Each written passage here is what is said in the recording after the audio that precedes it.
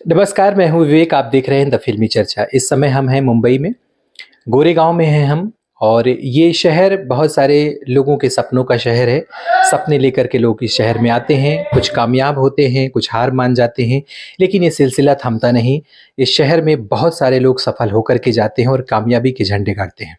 हमारे साथ हैं इसमें प्रशांत राय जी, एक नवोदित कलाकार हैं, युवा कलाकार हैं, और बहुत सारी फिल्मों में इन्होंने काम भी किया है। बहुत सारे हिस्टोरिकल फिल्मों में, दूरदर्शन के कई धारावाहिक में इन्होंने काम किया है। आप इनको देखते रहे होंगे, वेब सीरीज में भी ये सक्रिय रहते हैं।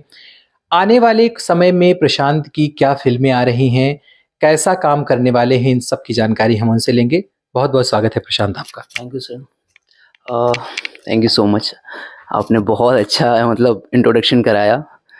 अब मैं चाहता हूँ कि माइक आपके हाथ में रहे, मैं पूछूंगा। बिल्कुल। थोड़ा सा इंट्रोडक्शन अपने बारे में बताएं। कहाँ आपकी पैदाइश है, कहाँ से पढ़े, और मुंबई कैसे आए?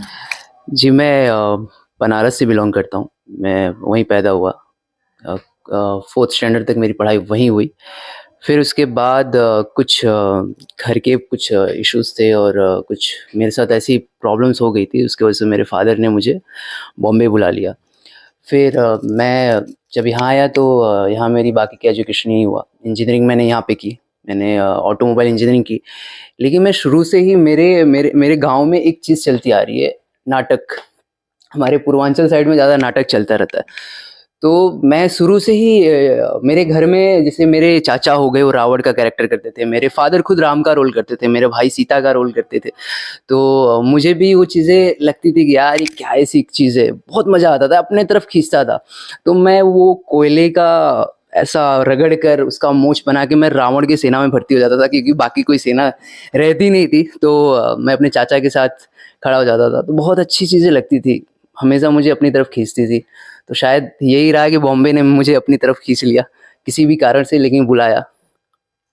दूरदर्शन एक बहुत ही बड़ा प्लेटफॉर्म है। लोग भले से उसको आज के समय में बहुत कम तवज्जो देते हैं, जी। लेकिन एक गांव का जो मेजॉरिटी है वो दूरदर्शन को देखता है, क्योंकि उसके जो सीरियल की कहानियां होती हैं वो काफ़ी पारिवारिक होती हैं और सब एक साथ बैठ के देख सकते हैं।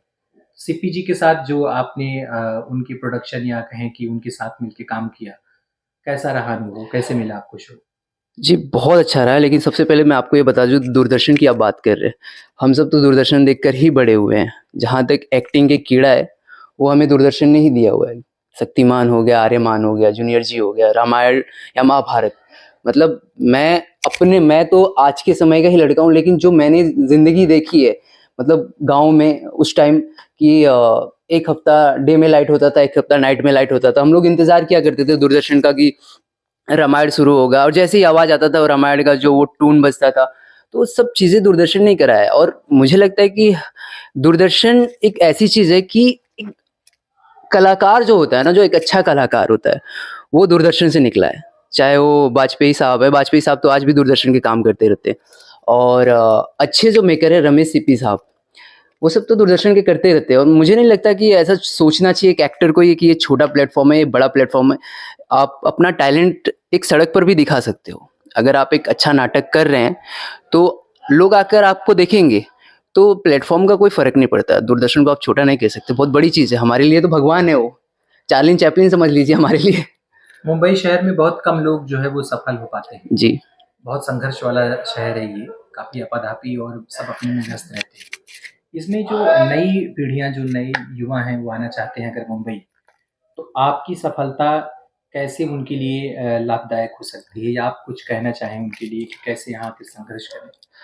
अपने काम में लगे रहो। मैं तो हमेशा यही कहूँगा, जो आप सपने देखे हो तो आप अपने दम पे देखे हो। आपके आँखों में वो दम था जब वो सपना आया। हर किसी के सपने में ऐसी चीज़ें नहीं आ जाती। तुम कुछ तो ऐसी मैजिक होती होगी ना, वो चीज़ें आपके अंदर आती है, राइट? तो आप देखो उसको और आप कंटिन्यू लगे रहो। आप ऐसा नहीं है कि आप 10 काम कर लो, नाम हो जाएगा, नहीं। आपको एक काम आएगा आपकी लाइफ में जो आपकी पूरी ज़िंदगी चेंज कर देगा।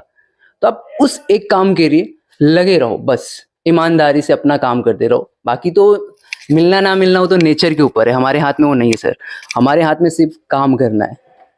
तो अच्छा, अंत में हम ये ज़रूर बताएंगे कि अमेजॉन मिनी प्लेटफॉर्म पर आपकी कुछ सीरीज आने वाली है। जी। तो वो क्या है और उसको क्यों देखना चाहिए लोगों को, क्या खास बात है उसमें? सबसे पहले तो यूथ की वेब सीरीज़ है। तो आज के समय का जो भी यूथ में चल रहा है, सारी चीज़ें उसमें ड्रामा है, डांस है और कंपटीशन है। आज का यूथ जो जल्दी चीज़ें पाने की कोशिश करना चाहता है और उस जल्दबाजी में बहुत कुछ खो देता है और बहुत कुछ गलत हो जाता है। तो बहुत बड़ा संदेश भी है उसमें कि आज का कैसा पीढ़ी जा रहा है, क्या कर रहा है और ज़ाहिर सी बात है उसकी मेकिंग बहुत अच्छी हुई है, अमेज़न की है और काफ़ी ट्विस्ट है उसमें। तो आप प्लीज़ देखिए उसको, मेरा कैरेक्टर आपको अच्छा लगेगा। चलिए, ये थे हमारे साथ प्रशांत, हम इनसे बातचीत कर रहे थे जो दूरदर्शन से लेकर के आप मुंबई में कई वेब सीरीज में अपना कैरियर बनाने जा रहे हैं। द फिल्मी चर्चा के साथ आप जुड़े रहिए, फिर मिलेंगे आपसे, तब तक के लिए नमस्कार।